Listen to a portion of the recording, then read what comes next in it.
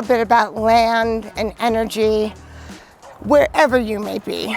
I'm sitting here in the glorious West in Colorado, kind of climbed up onto this rock a bit because the wind is blowing on this very land.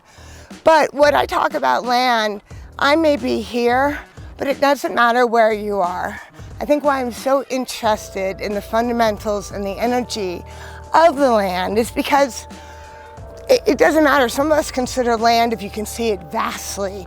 Some of us consider land if we have a quarter acre or just a square or something.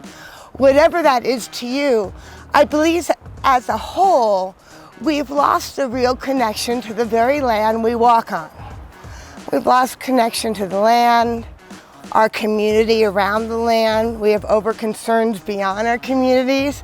And what's so interesting and wonderful about land, whether you're in the West, the South, the East, it's irrelevant. You could be in New York City, you're on land. So how do you connect to that? For me, wide range open land with a lot of fundamental geological values below, crystals in this area that I'm in now, which is along actually Buffalo Creek in Colorado. Below the ground, they used to mine for gold and hematite and quartz and crystals in vast quantities. So where I sit now, I can feel this amazing balance that I didn't feel when I was an hour out from this land.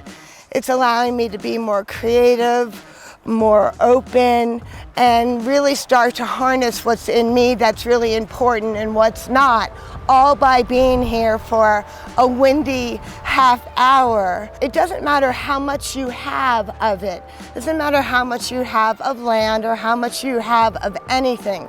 It's all individual and personalized to you. But if I can emulate and show the value and the beauty and the change we can make within ourselves just by the energy and the beautiful land we have across this country, then I've done my job. So today, that's what we're going to talk about, and moving forward, we'll bring in more land, more connection, more beauty, and more value, so it may change your perspective on the land that you reside on. I was sad a lot about animals in and around cities, especially now in the last 3 years, are less energetic. They're hungry. They are disoriented. They're more kind of off balance mentally with coyotes, deer, and squirrels, and anything else that you have living around certain cities. I could feel that energy tenfold, even in the city miles away. It didn't matter, and I could see that effect on people. So when I got out back to Colorado, where I have a history living, and all around in the surrounding states in the West, and the land and the vibrancy and the minerals below, and to attach that to a spirituality and a devotion for whatever that is. I've always said for anyone, it's whatever it is for you.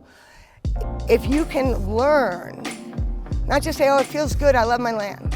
We're not at that point anymore. We have to use tools, and tools that are free. I don't understand, we like to avoid, but if I could teach and educate, which I do when I work with horses and people on land, if I can educate how to use the energy of the land that you reside on, you make money on, you grow on, and you eat on, and you try to expand on, if you can use that very energy and understand it, connect it to yourself, how that affects you, your animals, and everything else around you, well, that's interesting. It's an added tool to any way that you want to heal yourself, right? Your daily mantra, meditation, spirituality. If you can take that energy up through you and then utilize it to get real clear on how to change your life, I think that's of value. And that's why I'm doing this, to emulate the importance and spirituality and every way of land across this country.